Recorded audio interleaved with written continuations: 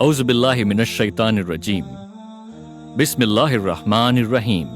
Surah Al Imran, section 17 to 20. The misfortune that befell upon the Muslims at the battle of Uhud was with the leave of Allah, so that He may show who were the true believers and who were the hypocrites. Never think of those who are slain in the cause of Allah are dead. Nay, they are alive and are being well provided for by their Rabb. They are pleased with what Allah has given them with His grace. Most surely, Allah does not waste the rewards of the believers. Those who responded to the call of Allah and His Rasul, even after injuries, there will be a great reward. When the people said to each other that the Quraysh have gathered a great force against them, the most righteous among the people said, Allah's help is sufficient for us. He is the best disposer of affairs. It was only the work of Shaitan who was putting fear in some people's hearts about the unbelievers. This is in reference to the challenge by the Quraysh for another encounter at Badr, 1 year after the Battle of Uhud. The Quraysh tried to spread rumors of a huge army gathering against the Muslims. While some Muslims were in fear, the Prophet ﷺ announced that he would march to Badr even if he were to march alone. In response, 1,500 men marched along with the Prophet ﷺ. Finally, the Quraysh did not have courage to go forth, and so the Muslims returned home from Badr with blessings and grace from Allah. Allah grants respite to the unbelievers so that they may add more to their sins. They shall have a disgraceful punishment in the end. Warning is given to those stingy people who do not give in charity. Their wealth will be hung around their necks like a collar on the day of resurrection.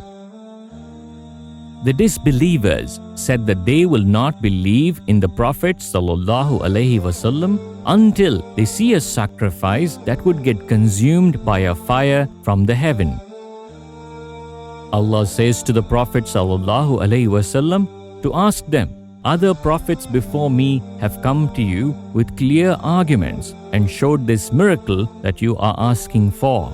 Why did you kill them if what you say is true? Every soul shall taste death. You shall receive your full reward for everything you have striven for on the day of resurrection.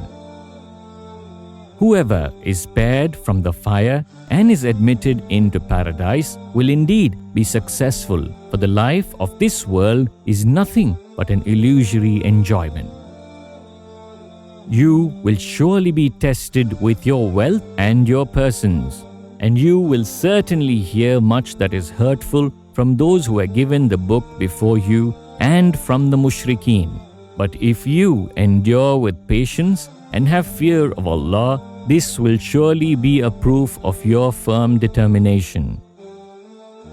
Surely, in the creation of the heavens and the earth, and the alternation of night and the day, there are signs for men of understanding.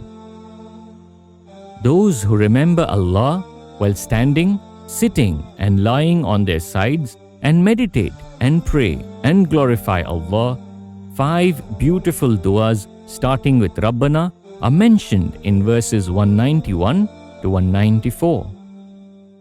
Allah answers to their prayers saying, I will not let the good deeds of any worker among you, whether male or female, be wasted. You are the offspring of one another. Those who had to leave their homes or were expelled therefrom, and those who suffered persecution for my sake and fought and were killed, I will forgive their sins and admit them into gardens beneath which the rivers flow, a prize from Allah, and Allah holds the finest prize. O believers, be patient, excel in patience, be steadfast, and have fear of Allah so that you may be successful.